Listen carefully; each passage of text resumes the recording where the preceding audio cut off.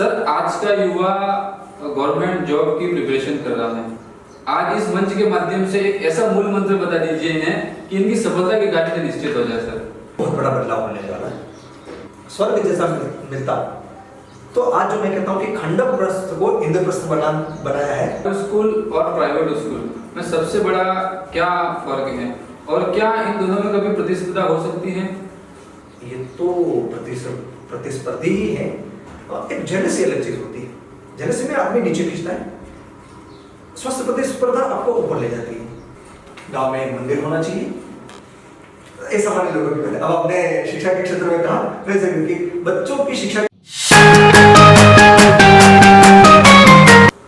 नमस्कार दोस्तों, आप सभी का स्वागत है द संदीप शो में। यह एक ऐसा मंच है जहां हम प्रेरणादायक व्यक्तियों से मिलते हैं और उनके अनुभवों से सीखते हैं। आज हमारे पहले एपिसोड के पहले मेहमान हैं स्वामी विवेकानंद मॉडल स्कूल के प्रिंसिपल सर शिक्षा जगत में बहुत ही प्रेरणादायक कार्य किए हैं। स्कूल स्तर पर ही नहीं बल्कि अपने आसपास के क्षेत्र में, अपने समाज में और अपने गांव में भी शिक्षा के प्रति लोगों को जागरूक करने के लिए सर ने काफी कुछ प्रयास किए हैं। सर से हम आज जानेंगे कि शिक्षा के जगत में उनकी क्या सोच है और आगे हम शिक्षा में क्या बेहतर कर सकते हैं। सर, द संदीप शो में आपका हार्दिक स्वागत है। सर, आपकी प्रारंभिक शिक्षा और आपका जन्म स्थान के बारे में आप हमारे श्रोताओं को बताइए। सर, सबसे पहले मैं परम्बा भगवती को प्रणाम करता हूँ और सभी श्रोताओं का अभिनंदन वंदन। और संदीप भाई को बहुत बहुत थैंक्स कि एक काफ़ी इनोवेटिव वे में आपने ये शो शुरू किया। आपको बहुत बहुत शुभकामनाएं, मंगल कामनाएं। मेरा नाम सुरेश उमेदराम गामोट है। मैं बरबदिया गांव का निवासी हूँ। मेरी आरंभिक शिक्षा मेरे गांव में हुई है और काफ़ी बेहतरीन वे में मेरे शिक्षकों का मुझ पर आशीर्वाद रहा है, मेरे माता पिता का भी, मेरे गांव का भी, मेरे समाज का भी। इसके बाद मैं कॉलोनी पढ़ा और बाहर मेरा कॉलेजिंग वगैरह हुआ है। ये सारी स्थितियाँ हैं। सर, आपका जब शिक्षा का स्तर आप प्राप्त कर रहे थे तो सर हो सकता है कि आपको सुविधाओं का अभाव मिला, तब सर इसमें आपने किस तरह का संघर्ष किया था? सर, अभाव होते हैं लेकिन उसमें प्रेरणाओं का बहुत बड़ा योगदान है। अभाव में आप देखें तो गांव में पहले सेकेंडरी स्कूल तक नहीं था। हम केवल ये मिडिल क्लास का एजुकेशन लेकर के 3 महीना टामाटिया जैसे गांव में पास में पैदल वगैरह जाते थे। हमारे यहाँ गांव के कुछ विद्वान साथियों ने, खासकर मैं नाम लेना चाहूँगा, आदरणीय गुरु जी चिकनलाल जी शर्मा, अल्लाह शरीफ जोशी, महेंद्र जी कुंजू, ऐसे और समस्त गांव के निवासियों ने एक उत्कृष्ट प्रयास करके सेकेंडरी स्कूल का सेटअप किया। तो हम यहाँ पढ़े। नहीं तो हमारे यहाँ के युवाओं का ये भी रुझान था कि 8वीं तक पढ़ ली और फिर बाहर मुंबई वगैरह जाए, तो मेरी शिक्षा निश्चित रूप से अधूरी रह जाती। गाँव के सेकेंडरी स्कूल का आज की हमारे गाँव में जो शिक्षा का एक बहुत बड़ा बूम है जिसको अपन कह सकते हैं, उसका बहुत बड़ा योगदान है। मैं सभी को सादर वंदन करता हूँ। सर, आज जैसे कि आपने बताया कि आज से लगभग 20 या 25 साल पहले शिक्षा जो होती थी, तो आप जैसे कि 5-5 किलोमीटर और 10-10 किलोमीटर दूर स्कूल के मतलब पैदल यात्रा करके आप स्कूल के लिए जाते थे, और आज की ऐसी स्थिति हो गई है कि आपके घर के आंगन में एक स्कूल बस या कोई भी व्हीकल है वो आपके बच्चों को लेने के लिए आते हैं। सर, उसमें आप क्या कहना चाहेंगे? इकोनॉमिक्स का एक सिद्धांत है संदीप जी, स्कैर्सिटी आपकी एंजाइटी, आपका अटेंशन, इवन कि आपका जो पावर है वो बढ़ाती है। आपको थोड़ी सी कमी लगेगी तो आप उसको पकड़ने का या प्राप्त करने का प्रयास करेंगे। जो चीज़ बहुत ईजियर मिल जाती है उसकी वैल्यू कम हो जाती है। स्कूल का दूर होना अपना अपना एक अट्रैक्शन था कि वहाँ जाकर पढ़ेंगे, मतलब जाएंगे दूर, बस मिलेगी या नहीं मिलेगी, वहाँ जाकर के 8-10 किलोमीटर यात्रा करना पड़ना, वो अपना अपने एक प्रकार का मोटिव था। जी सर, उसका फर्क अधिक पड़ता है। सर, आपकी कैरियर यात्रा और आपकी राजकीय सेवा में के बारे में बताएं सर। मैंने स्कूल एजुकेशन की मैं संदीप जी आपको बता चुका हूँ। और इसके बाद ट्रेनिंग पूरी करने के बाद ये 2004-05 में आरपीएससी हुई अध्यापक के लिए। वो परीक्षा मैंने अच्छे रैंक से उत्तीर्ण की। मैंने गवर्नमेंट जॉब में एज ए टीचर ज्वाइन किया। 7 वर्षों की सेवा काल के बाद मैंने सेकेंड ग्रेड आरपीएससी सेलेक्ट की। उसमें मेरा इंग्लिश सेकंड ग्रेड ग्रुप में चयन हुआ। उसके 1 साल बाद ही मैं आज की जो वाइस प्रिंसिपल की पोस्ट है उसको सेकंड ईयर मास्टर की पोस्ट में मैंने स्टेट वाइज अच्छी रैंक से उसमें मैंने अच्छा स्थान प्राप्त किया। सबका ये मेरे गुरुओं का, मेरे माता पिता का और सभी के आशीर्वाद और शुभकामनाओं से। और उसके बाद में 2017 में एज ए प्रिंसिपल श्री बिरुड़ा सरकार के सानिध्य में बिरुड़ा होम में रहा। 1 साल के बाद मैं Swami Vivekananda government model school में राजस्थान स्कूल शिक्षा परिषद के इंटरव्यू को कवर करके मैंने पदस्थापना प्राप्त की। तो ये वर्तमान स्थिति को आप कैसे देखते हैं और क्या बदलाव आए कुछ वर्षों में सर? सरकारी स्कूलें आज उनका कलर काफी बदल चुका है। जिन सरकारी स्कूलों को अपन पहले देखते थे वहाँ बच्चे, टीचर और वो ब्लैक पेन वाले ब्लैक बोर्ड, सर्व शिक्षा अभियान या लोक जुम्बिश या आज की तारीख में फिर रमसा और अभी जैसे समग्र शिक्षा अभियान, इनने चौक डस्टर इस छोटी चीज से लगा करके बड़े बड़े लैब्स और समझो इंफ्रास्ट्रक्चर में सरकारी स्कूलों में बहुत काम हुआ है। धीमे धीमे उस कंसेप्ट को बढ़ाने, जैसे आप जेएनवी देखो, केवी देखो, सैनिक स्कूल देखो, ये स्कूल देखो, उसके पहले मॉडल स्कूल को उतारा गया। एक बहुत ही सुंदर तरीके का आपको वहाँ एस्टेब्लिशमेंट मिलेगा, किले जैसे वो स्कूल बने हुए, वहाँ इंफ्रास्ट्रक्चर भी दिया गया, स्टाफिंग भी किया गया। उसके बाद एमजीजीएस का कंसेप्ट आया और अभी पीएम श्री योजना चल रही है, माननीय प्रधानमंत्री, यशस्वी प्रधानमंत्री के नेतृत्व में, उसमें काफी सारा फंडिंग भी दिया जा रहा है स्कूलों को मतलब वेल एक्वेंटेड करने के लिए। तो सरकारी स्कूलों को अब मेरे हिसाब से फंडिंग की और इंफ्रास्ट्रक्चर की कमी नहीं है और टीचर्स का भी टाइम टू टाइम हो रहा है, बच्चे भी बहुत अधिक संख्या में। आज की तारीख में उसमें ये अंतर है कि अब बच्चों की संख्या बहुत बढ़ गई है। प्राइवेट स्कूल का नो डाउट काफी इम्पैक्ट है, लेकिन आज सरकारी स्कूल उस स्थिति में आ गए तो प्राइवेट स्कूल को कम्पीट कर पा रहे हैं। NEP 2020 नई शिक्षा नीति पर आपकी क्या राय है? क्या शिक्षा के जगत में बदलाव ला सकते हैं सर? ये बहुत बड़ा बदलाव होने वाला है। एक्चुअल में जो शिक्षा पहले जो एक ट्रेडिशनल वे में दी जाती थी उसमें ठीक है, टीचर ने बोर्ड पे पढ़ा दिया, बच्चे पढ़ लिए, होमवर्क कर लिया और फिर वो डिग्री प्राप्त कर ली, फिर वो गवर्नमेंट या प्राइवेट में टाइप करते थे। बच्चों मतलब एक्चुअली शिक्षा क्यों दी जाती है? उस बच्चे के अंदर जो है उसको एक्सपोज करने के लिए, भाई तो खुद को जाने। वो बच्चा जब तक खुद को नहीं जानेगा तब तक आप जो थ्रो करोगे वो तो पकड़ रहा है। अब ये जो आया है 2020 वो बच्चों को ओपन करने के लिए कि भाई तुम खुद को देखो, तुम्हारे अंदर जो एबिलिटी दी है भगवान ने, उसमें वो बंदा कुछ भी कर सकता है। अभी देखो उसमें 2-3 चीजें मैं आपको बताना चाहूंगा कि बच्चा केमिस्ट्री के साथ ड्राइंग भी पढ़ सकता है, ऐसा भी कंसेप्ट आने वाला है। सीबीएसई में इस प्रकार के प्रयास चल रहे हैं। और तो देखो वो केमिस्ट्री, मैथ्स, फिजिक्स ऐसा पढ़ने की बजाय उसको यूं है कि मैं केमिस्ट्री पढ़ूं पर मैं ड्राइंग करना चाहता हूं, तो यहाँ वो उसके लिए स्पेस है। वो बच्चे उसके अंदर, उसके हृदय के अंदर जो बच्चा है वो कभी मरने वाला नहीं है। जैसे कि सर आपने बताया कि केमिस्ट्री के साथ ड्राइंग कर सकता है, मतलब जो विद्यार्थी चाहता है वो कर सकता है, तो वास्तव में ये कहीं न कहीं शिक्षा के क्षेत्र में बहुत बड़ा बदलाव हम मान सकते हैं। जो अपन आज तक रटते आए हैं कि चाइल्ड सेंटर्ड एजुकेशन होना चाहिए, वो बाल केंद्रित शिक्षा अब यहाँ से इम्पोज होती है। तो मतलब आप कहना चाहते हैं कि शिक्षा के क्षेत्र में NEP शिक्षा नीति के तहत बहुत बड़ा बदलाव आएगा? शुरुआत हो चुकी है, you will see biggest result. हम आगे बढ़ते हैं, तो आपने जब स्वामी विवेकानंद मॉडल की जिम्मेदारी संभाली थी तब सर वहाँ पर कई सुविधाओं की कमियां थी, तो आपने उन कमियों को किस तरह से पूरा किया और इसमें जन सहयोग की क्या भूमिका रही? संदीप जी, एक जयपुर से अजय प्रेम जी फाउंडेशन का इंटरव्यू चल रहा था और आरसीसी का यही प्रश्न मुझसे वहां पूछा गया, ऑनलाइन इंटरव्यू थे कि एक लीडर के लिए क्या कंसेप्ट होता है, सारा जो इंस्टीट्यूशन है वो वेल कंप्लीट हो फिर वो लीडर काम करे या फिर कोई और रहे। तो मैंने कहा सर अगर एसवीजेएमएस का बड़ा मुझे स्वर्ग जैसा मिलता तो आज जो मैं कहता हूँ कि खंडक प्रस्थ को इंद्रप्रस्थ बनाया है वो स्टेटमेंट में जारी नहीं कर सकता था। आपको जब तक स्कोप और स्पेस लेकुनाइज के रूप में, कमियों के रूप में, समस्याओं के रूप में, चैलेंजेस के रूप में नहीं मिले तो आप एज ए लीडर क्या काम करेंगे?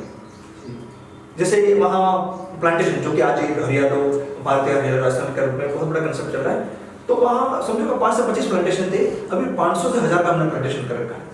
मुख्य प्रवेश द्वार को हमने जनसहयोग से, आप जब जनसहयोग की बात करें तो अमूमन क्या होता है कि आपको लैब्स के रूप में, क्लासरूम के रूप में, बिल्डिंग के रूप में तो फंडिंग गवर्नमेंट कर देती है।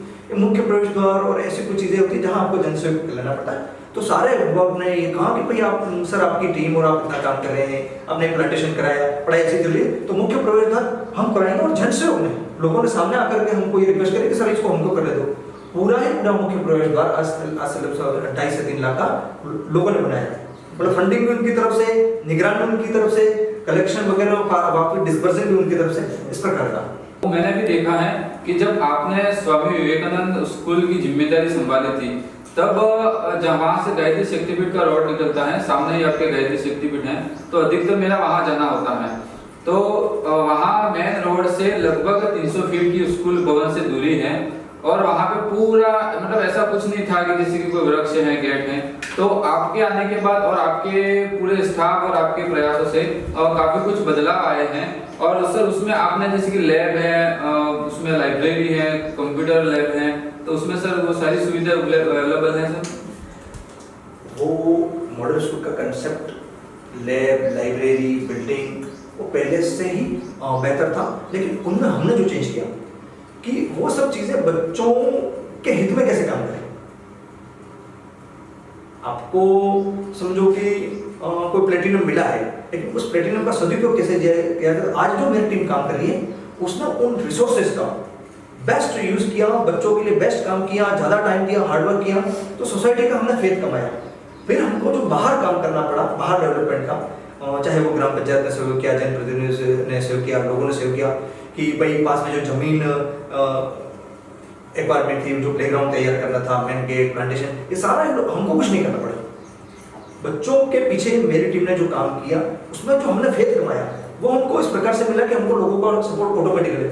आज आप समझो हमको एडमिशन की चिंता नहीं होती, हमको हमारे बच्चों के कॉन्टैक्ट की चिंता नहीं होती। लोग हमको हम सामने से ही कॉन्टैक्ट कर लेते कि भाई आप यहाँ ये दिक्कत हो सकती है सर, इस प्रकार मतलब हमने पब्लिक का सपोर्ट कमाया। सर मेरा अगला क्वेश्चन है कि सर सरकारी स्कूल और प्राइवेट स्कूल में सबसे बड़ा क्या फर्क है, और क्या इन दोनों में कभी प्रतिस्पर्धा हो सकती है? ये तो प्रतिस्पर्धी ही है, और जब भी कोई कम रहेगा तो दूसरा बेनिफिट उठाएगा। और मैं ये मानता हूँ कि स्वस्थ प्रतिस्पर्धा होनी चाहिए। एक जेलसी अलग चीज होती है, जेलसी में आदमी नीचे खींचता है, स्वस्थ प्रतिस्पर्धा आपको ऊपर ले जाती है। आपने अभी कहा कि माँ गायत्री शक्तिपीठ के सामने मॉडल स्कूल है, तो आसपास बहुत बड़े सीबीएसई के और आरबीएसई के प्राइवेट संस्थान भी हैं। हमारे भी स्वस्थ प्रतिस्पर्धा है, कंपटीशन भी हमारे आमने सामने होते रहते हैं। हमारी प्रोग्रेस भी हमको मोमेंट टू मोमेंट एक दूसरे को दिखती है।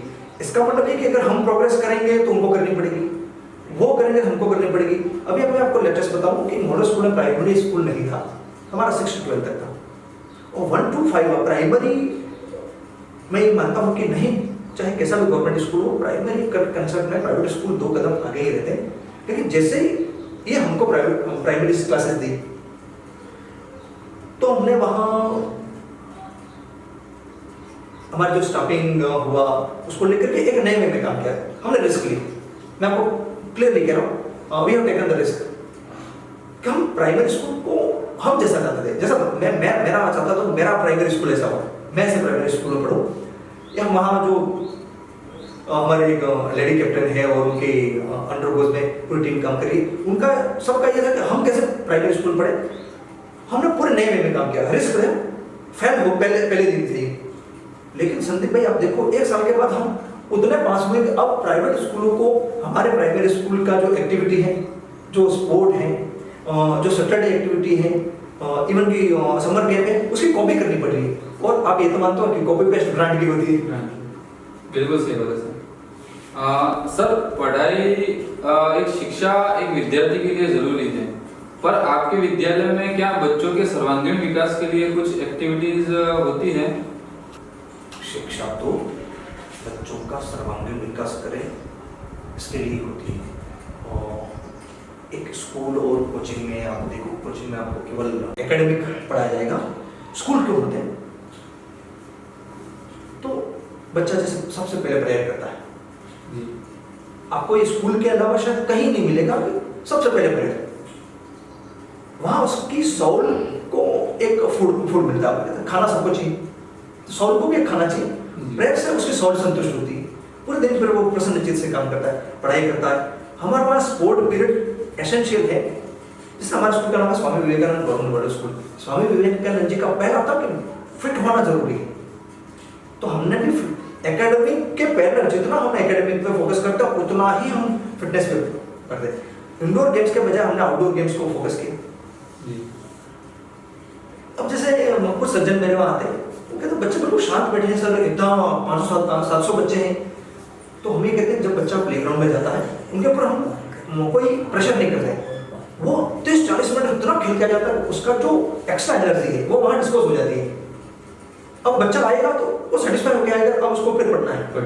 मतलब फिर जो जिसको जो डोज मिलनी चाहिए, जो मिलना चाहिए, अगर वो मिल जाता ना तो आपके सेल्फ डिसिप्लिन क्लियर हो जाए। मैं अगर मेरे स्कूल के मैं अभिमान की बात करूं संदीप भाई, तो SSJMS Sagwara is very well known with self discipline. यहाँ स्टाफ, प्रिंसिपल, जो अकोमोडेटेड स्टाफ लगा हुआ, बच्चे उनको एक्स्ट्रा किसी डिसिप्लिन के लिए कोई पिन करने की जरूरत नहीं, सेल्फ डिसिप्लिन। आज के युवा विद्यार्थियों को सर आप क्या संदेश देना चाहेंगे इस मंच के माध्यम से? आपने ओके दुखती रग पकड़ ली, क्योंकि वही तो हैं जो यहाँ बैठेंगे। आपने जिनको कहा वो यहाँ बैठेंगे, वो DM बनेंगे, वो साइंटिस्ट बनेंगे, वो भारत के प्रधानमंत्री और राष्ट्रपति बन सकते हैं, वो वर्ल्ड की संस्थाओं को लीड कर सकते हैं। अब जिनको दुनिया पे छा जाना है उनको तो मैं जो सोचूंगा वो उससे कहीं जाना करना है, पर फिर भी आपने कहा तो मैं बच्चों से यही निवेदन करूंगा कि आप पहले अपनी हेल्थ को मेंटेन करो। आज का बच्चा फिजिकली मूवमेंट बंद हो चुका है, जैसे वो नॉर्मल सी बात है, वो मोबाइल पे या सिस्टम पे ज़्यादा काम करते हैं, पढ़ लिया, कोचिंग कर ली, कहीं कोई काम कर लिया, आगे बैठ गए, वापस TV चालू कर दिया, मोबाइल चालू कर दिया, मूवी देख ली, फिजिकली मूवमेंट बहुत कम है। आउटडोर गेम्स तो लगभग कम ही हो चुके हैं। एक थोड़ा सा ट्रेंड ये कोविड के बाद मैंने देखा कि मॉर्निंग वॉक, इवनिंग वॉक का मैं बच्चों से रिक्वेस्ट करना चाहूँगा। कल मैं मेरे स्कूल के एक बच्चे से मिला, देखो आपको बहुत आनंद आएगा इस घटना को सुनकर के। एक 10वीं का बच्चा, मेरे CBSE का एग्जाम हो चुका है, वो टी कैंटीन में चाय बना रहा है। आप सुनोगे तो आप इसको सीधा बाल श्रम पे कोट करोगे, अरे तो बाल श्रम हुआ ना, पर आप ये देखो कि उस शॉप पे उसकी मम्मी बैठी हुई है, उसके पापा अहमदाबाद में टी कोल्ड ड्रिंक कर रहे हैं।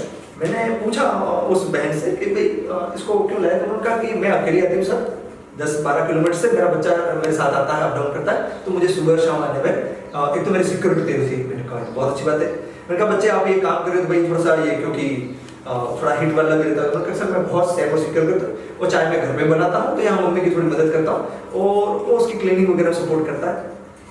मुझे बहुत अच्छा लगा कल, ये कल शाम की घटना है। तो आप बच्चों से मैंने निवेदन, आप घर में काम करो ना, आप लड़के और लड़कियों से खाने का बर्तन अब आप धो सकते हैं, आप झाड़ू पोछा कर सकते हैं, वही आपका फिजिकल एक्सरसाइज हो जाएगा। आप जिम जाते हैं, वो तो एक प्रकार का बॉडी के ऊपर थोड़ा समझो कि एक अटैकिंग काम हो गया। नॉर्मल आप काम करिए, घर का काम करिए, थोड़ी सी योगा करिए। अगर हम भारतीय कंसेप्ट को समझ जाएंगे तो शायद अपने को एडिशनली जो सप्लीमेंट या कॉम्प्लीमेंट देने की बिल्कुल जरूरत नहीं है। मेरा ये निवेदन है, योगा करें, प्रेयर करें, घर के काम में मदद करें। और टीवी मोबाइल ये तो मैं भी देखता हूँ, आपको ये नहीं कह सकता बंद करो, तो जरूरत है। और देखें, कितना देखें कितना कम देखें ये आपके ऊपर रहेगा। हेल्थ मेंटेन करें। हार्ड वर्क के अलावा इस दुनिया में सक्सेस की कोई की नहीं है बच्चों। मैंने जहां हार्ड वर्क कम किया मैं वहां फेल रहा हूं। I accept this thing on this very beautiful मंच कि मैंने हार्ड वर्क जहां कम किया, लेकिन जहां मैंने हार्ड वर्क किया वहां मुझे 100% से ज्यादा सक्सेस मिली। तो सर ने आज द संदीप शो के मंच पर एक बहुत ही अचूक मंत्र बताया है कि अगर आप हार्ड वर्क करते हैं तो आपको सफलता निश्चित मिलती है। सर, आज का युवा गवर्नमेंट जॉब की प्रिपरेशन कर रहा है, आज इस मंच के माध्यम से एक ऐसा मूल मंत्र बता दीजिए इन्हें कि इनकी सफलता की गारंटी निश्चित हो जाए। सर फिर आपने मुझे वही बताया, नए नए तरीके इजाज़ होते रहते हैं। अब मैं गवर्नमेंट जॉब में कैसा आया अब उसी को देख लीजिए। मैं बुकिश हूँ, मैं किताबें बहुत पढ़ता हूँ, तो आप जितनी ज़्यादा बुक्स पढ़ेंगे उतना निश्चित रूप से आपका गवर्नमेंट जॉब सेफ और सिक्योर हो जाता है। बात ये नहीं है कि आप PSC के लिए कितना टाइम दे पाते हैं, कोचिंग के लिए। जब मैं ये वाइस प्रिंसिपल पोस्ट के लिए तैयारी करने जा रहा था, मेरे कुछ दोस्तों की हमारी बात हुई, भाई इतनी बड़ी पोस्ट है, चूक जाएंगे तो गजेटेड पोस्ट निकल जाएगी। तो हम लोग को डिस्कस किया कि जयपुर कोचिंग करें या यहाँ प्रिपेयर करें। एक्चुअली मैं कभी ये ट्यूशन कोचिंग में मैं गया नहीं, मुझे थोड़ा ज़रा इंटरेस्ट कम है। आप लोग जरूर जा सकते हैं आपके नीड के हिसाब से। हमारी ये बात हुई कि हम हमारा ग्रुप बनाएं दोस्तों का, हम आपस में एक दूसरे के एक्सपर्ट बन गए। मुझे जैसे मैथ्स और स्टैटिस्टिक्स आती थी, मैंने मेरे दोस्त को शेयर की, मेरे दोस्त को ज्योग्राफी अच्छी थी, हम 6-7 लोगों ने तैयार की और 1 या 2 को छोड़ करके सबके सब सेलेक्ट हुए उस गजेटेड पोस्ट में। तो ये नहीं है कि जैसे मेरा आरएस मेंस में मैं नहीं निकाल पाया, एक बहुत सच्ची बात है। तो अगर मैंने कोचिंग ली होती तो शायद उसके बहुत अच्छे रिजल्ट हो सकते थे। तो आप कोचिंग कहाँ करें, इसके लिए भी आपको सजेशन आपको अपने दोस्त के साथ या कहीं और अच्छे लोगों से लेना चाहिए। सारी चीजें ये हैं, पर बात ये है कि डिसीजन आपका रहेगा, मेहनत आपको करनी और परिणाम भुगत करने के लिए भी आपको व्यक्तिगत तैयार रहना पड़ेगा। सर, आज हर गांव या शहर में शिक्षा के क्षेत्र को बढ़ाने के लिए किन सुविधाओं की आवश्यकता है? गांव में एक मंदिर होना चाहिए, ये सामान्य लोगों की बात है। अब आपने शिक्षा के क्षेत्र में कहा, वैसे कि बच्चों की शिक्षा के लिए मंदिर होता है लाइब्रेरी जी, तो वो मंदिर जरूर होना चाहिए हर गांव में। बच्चे उसमें जाए, पूजा करें। पूजा करने का मतलब आपको किताब पढ़नी है। आप यहाँ बैठे हैं और मैं मेरे गांव में फख्र करता हूँ, निश्चित रूप से मेरे गांव में मुझे बहुत अभिमान है। जहां जहां भी हम छोटे थे तब हमको जरूरत पड़ी तो हमारी जो आगे की टीम काम करी थी उन्होंने सपोर्ट किया, हम आए तो हमने काम किया। अभी हमारी एक नई पीढ़ी आप जैसे सब युवा उसमें लगे हुए, गांव के 50 बच्चों ने, युवाओं ने डिसाइड कर लिया कि इस लाइब्रेरी को बच्चों के लिए तैयार करना तो हम ही कर लेंगे। 5 लाख का कलेक्शन शायद कर लिया नॉर्मली, कोई नहीं, और वहाँ बुक्स रख दी। आज आप देखो कि वहाँ मोस्ट ऑफ महिलाएं और बच्चियाँ पढ़ती हैं, सेफ और सिक्योर माहौल है। घर में निश्चित रूप से खास करके महिला और बच्चों को कोई भी आता तो हम थोड़ा डिस्टर्बेंस जरूर करते हैं, भाई ये कर लो वो कर लो, और यहाँ से 15 किलोमीटर दूर जाना तो ट्रैवलिंग करते हैं, निश्चित रूप से उसको बहुत सारी चीज़ें फेसेस करनी पड़ती है। वहाँ पूरे दिन भर बैठना तो हेल्थ का इशू भी आता है। तो मैं कह रहा हूँ कि गाँव में अगर मंदिर होना चाहिए तो गाँव में एक लाइब्रेरी भी होनी चाहिए। सर, शिक्षा के क्षेत्र में सर आपने अपने गांव और अपने समाज के लिए किन प्रयासों को किया सर? इस मंच के माध्यम से मैं बताया सर आप। इस दुनिया में कोई देता नहीं है, पूर्ण कोई हो नहीं सकता है। जो डेट होती है उसका केवल ब्याज चुकता होता है संदीप। मैंने कुछ ज़्यादा नहीं किया, मेरी टीम में भी जो कर रहे हैं उन्होंने कुछ ज़्यादा नहीं किया, हमने कुछ लिया है। तो अब जैसे बैंक से कुछ लेंगे तो सब मूल किस्त नहीं तो ब्याज से चुकता करना पड़ेगा, तो हमने वही किया। मेरे घर पे एक हॉल था मेरे पिताजी का आशीर्वाद से, वो श्रीमद भागवत पाठी एक संत जैसे थे, तो हॉल खाली था तो मैं खुद प्रिपरेशन कर रहा था, मेरी वाइफ भी कर रही थी। गाँव के 5-10 बच्चे वो उन्होंने तैयार की, उनकी सक्सेस को देख करके इसको फिर थोड़ा सा और मोमेंटम देख करके बड़े लेवल पे किया। आज बहुत बड़ी लाइब्रेरी है। तो किया कुछ नहीं, बस ये कि वो कि लोग जुड़ते गए और कारोबार बनता गया। सर, आज का युवा उसको टीचिंग लाइन अच्छी लगती है, वो या उनको कोई ग्राम सेवक या पटवारी की जॉब अच्छी लगती है तो वो उसकी प्रिपरेशन करते हैं, वो अच्छी बात है। पर एक सेफ जोन ढूंढने के लिए ही सर गवर्नमेंट जॉब अच्छी करना ये कहाँ तक उचित है सर, या उनको कोई और भी फील्ड में जाना चाहिए सर? एक सोसाइटी के इम्पैक्ट की बात करें कि लोग सप्रेस होकर के गवर्नमेंट जॉब की तरफ क्यों डाइवर्ट हो? जी, एक गवर्नमेंट सर्वेंट जो शब्द है उसको मैं कभी कभी चर्चा में कहता हूँ लोक सेवक। अगर आप लोगों से जुड़ना चाहते हैं, लोगों के लिए कुछ करना चाहते हैं, तो आपको गवर्नमेंट जॉब में जाना चाहिए। केवल एक सैलरी पैकेज और एक स्टार्टअप के लिए आज जो सोसाइटी का इम्पैक्ट है उसको लेकर के आप गवर्नमेंट जाते हैं तो थोड़ा थोड़ा आपको कभी न कभी स्ट्रेस मिलेगा कि ठीक है सैलरी से सेटिस्फाइड हो गए, आपका घर बार सेटल है, लेकिन आप पब्लिक कनेक्ट नहीं कर पाओगे। मेरी रिक्वेस्ट है अगर आप गवर्नमेंट जॉब में जाते हो तो उसका पहला है कि आप लोग से हो, आपके मन में है कि मैं अपना कुछ करूँ लोगों के लिए, तो वो एक टाइम फ्रेम में काम करूंगा, एक सैलरी मिल जाएगी। अगर उससे इधर आपको लोगों की सेवा करने का जज्बा और जुनून है तो आपको गवर्नमेंट सरकार जॉब की पूरी तैयारी करनी चाहिए, आपको जाना चाहिए, क्योंकि वो जो सेटिस्फेक्शन मिलेगा वो आपको सैलरी और उस ट्रेडिशनल जो टाइम फ्रेम है उसके ज़्यादा इधर मिलेगा। उसके लिए जा रहे हो केवल तो फिर आपको निश्चित रूप से सोचना चाहिए, क्योंकि आपको कहीं कहीं एक कोना आपका स्पेस में रहेगा कि ठीक है ये सब चीज़ें हैं लेकिन मैं इसके अलावा नहीं कर सकता। खुला आसमान है, व्यक्ति को उड़ने का प्रयास करना चाहिए। मैं एक शब्द एक स्टेटमेंट में जरूर लेता हूँ, रिस्क मस्ट बी टेकन, और एक द रोड नॉट टू भी टेकन है। आदमी को उस सड़क पर चलने का प्रयास करना चाहिए जहां लोग नहीं चले, और आदमी को रिस्क लेनी चाहिए। ऐसा जो जो किया है हम तो इस लेवल पे जो जिन बड़ी हस्ती होगी, जो आइडियोलॉजी आपकी होगी, श्रोताओं की होगी, मेरी होगी, उन लोगों को हम जब सोचते हैं, पढ़ते हैं, तो यही है कि उन्होंने उस सड़क पे वो नहीं चले जहां लोग चले थे, उन्होंने रिस्क को कभी छोड़ा नहीं, और जब उनका वो टाइम आया देन सर सबसे पहले तो आपका अमूल्य समय रहता है, आपका एडमिशन का भी समय चल रहा है जिसमें आप बहुत ही व्यस्ततम रहते हैं, और इस व्यस्ततम समय में आपने हमें समय दिया, इसके लिए दिल की गहराइयों से आपका बहुत बहुत धन्यवाद सर। आपका समर्पण और आपकी सादगी और शिक्षा के क्षेत्र में आपका योगदान से हमारे श्रोता और मुझे काफी कुछ सीखने के लिए मिला है। आपका एक बार फिर से सर इस शो में पधारने के लिए दिल की गहराइयों से सर आपका धन्यवाद।